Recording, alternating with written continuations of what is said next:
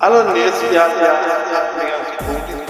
لاینر خوب که برند خوب ما داریم الان کار میکنیم براتون، از پروفیلش که باشه باید آلومینیوم باشه، چون خنک کننده این هوا باشه.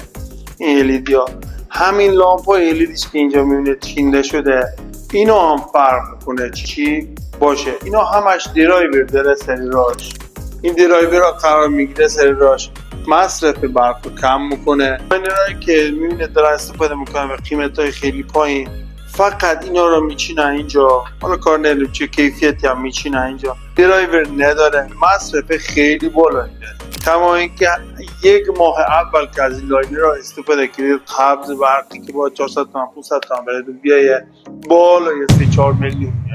این میشه یکی از کارهایی که ما همیشه باش مخالفیم، ارزون خری و برند معمولی خریدن. این برند زرشیده یکی از بهترین برندهایی که تو ایران داره تولید میشه. درسته تولیدش تا نصب میشم یک هفته ای زمان میبره. این لاینر را همش زاویه بندی داره برای بریدنش و اینا 90 درجه میشه.